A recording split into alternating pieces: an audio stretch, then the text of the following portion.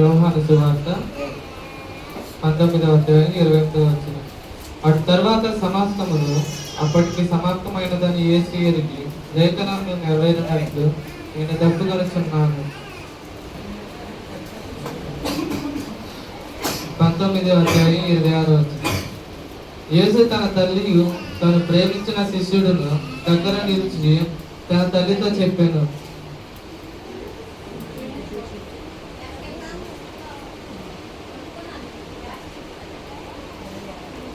అమ్మ ఇదిగో నీ కుమారుడు అని తన తల్లితో చెప్పాను.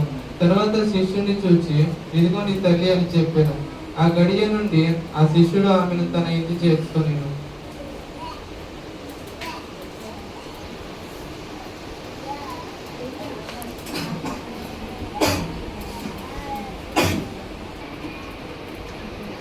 సువార్త 19వ అధ్యాయం 26-27 వచనాల్లో దేవుడు మాట్లాడిన మాటలు అది ఇప్పుడు కుమారుడు తెలియజేసినట్టుగానే యేసు తన తల్లియు తాను ప్రేమించిన శిష్యుడును దగ్గర నిలుచుండుట చూచి, అమ్మ ఇదిగో నీ కుమారుడు అని తన తల్లితో చెప్పాను. తరువాత శిష్యుని చూచి ఇదిగో నీ తల్లి అని చెప్పాను. దేవుడు ఈ మాట పలికిన విధానమును మనం చూసినప్పుడు ఒక బాధ్యత కనబడుతుంది.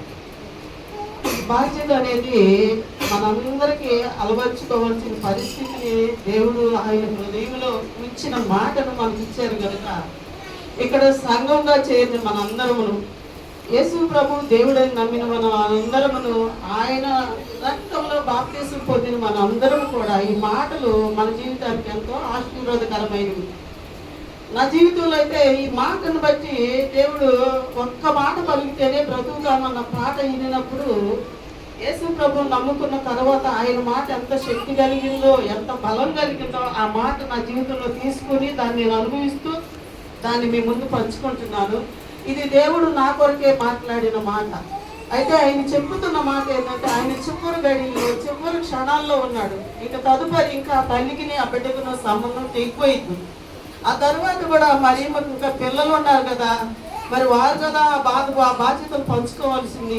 అయితే యేసు ప్రభు ఎంతో స్పష్టంగా వాళ్ళ హృదయాలను ఎరిగి మరి దేవుడు మాట్లాడుతున్న మాట ఏంటంటే యేసు తాను ఎంతగా ప్రేమించాడో తల్లిని అనేది మనం అర్థం చేసుకోవాలి ఒకటి.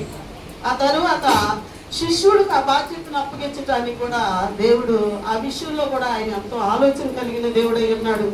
యోహాను గారి హృదయం ఎంతగానో యోహాను గారు ఎప్పుడు కూడా దేవుడు రొమ్మును ఆనుకొని ఉండేవాడంట. పేదరు గారు అయితే నాకులో తొందరగా మాట్లాడేవాడేమో, కానీ యోహాను గారు మాత్రం ప్రతి క్షణం కూడా అలాగనే దేవుని రొమ్మును ఆనుకొని ఆయన మాటలు వినేవాడంట. మరియమ్మలాగా మన జీవితాల్లో దేవుని మాటకే శ్రద్ధ ఉండాలి, దేవుని మాటకే విధేయత ఉండాలి, దేవుని మాటకే మనం ముందు ప్రాధాన్యత ఇచ్చేవారిగా ఉండాలి. అందుకే దేవుడు మరోసారి ఎన్నోసార్లు ఈ వాక్యాన్ని మనం చదువుతూ ఉంటాం, ఎన్నోసార్లు దీని గురించి మాట్లాడుకుంటూ ఉంటాం, కానీ దీని యొక్క శక్తి అనేది మనకు తెలియదు. కనుక మనం ఏం చేయాలంటే ప్రభు చెప్పిన మాట ఈరోజు ఈ మంచి శుక్రవారంలో పాల్పొందుతున్నప్పుడు బాధ్యత కలిగిన మాట. అందరూ అమ్మలైన వాళ్ళు కావచ్చు, అలాగే అమ్మమ్మ వాళ్ళు అయిన వాళ్ళు కావచ్చు, ప్రతి వారికి బాధ్యత ఉంటుంది. యేసు ప్రభుకి ఎంత బాధ్యత ఉందంటే తన తల్లిని విడిచిపెట్టిన తర్వాత వాళ్ళ యొక్క సహోదరులు మరి ఆమె చూస్తారో చూడలో తెలియదు, కానీ ఆయన బాధ్యత ఏంటంటే ద్వితీయోపదేశ కాండంలో చెప్పినట్లుగా నీ తల్లిని నీ తండ్రిని సన్మానించాలి అన్నాడు. అక్కడ సన్మానం అనేది ఎట్లా అంటే బతుకున్నంత వరకే కదా మనం పరిచయం చేయవలసింది, కానీ తదుపరి కూడా చనిపోయి కూడా తల్లి క్షేమాన్ని చూసి ఉన్నాడు. యేసు ప్రభువే తల్లిని అంతగా ప్రేమించాడు అంటే మరి మన జీవితాల్లో మరి మనం కూడా దానికి లోబడే వారిగా ఉండాలి. ఆ తదుపరి శిష్యులుగా ఉంటున్నాం మనం. ఇప్పుడైతే మనందరం కూడా శిష్యులలోకి వచ్చేసాం. అయితే ఇంకాను పాలు తాగేవారిగా ఉండకుండా ఈ వాక్యానుసారంగా మరి నేనంటూ ఏం చేయాలి, నాకంటూ బాధ్యత ఏంటి అనేది కొన్ని నిర్ణయాలు కలిగి ఉండాలి. మన ఇంట్లో మనం చేసుకోవటమో, మన ఇంట్లో మనం ఉండటమో, లేదా మన వాళ్ళని మనం ప్రేమించుకోవటం అనే గొప్ప విషయం కాదు, కానీ దేవుని సంఘాన్ని మొదట ప్రేమించే వారిగా ఉండాలి.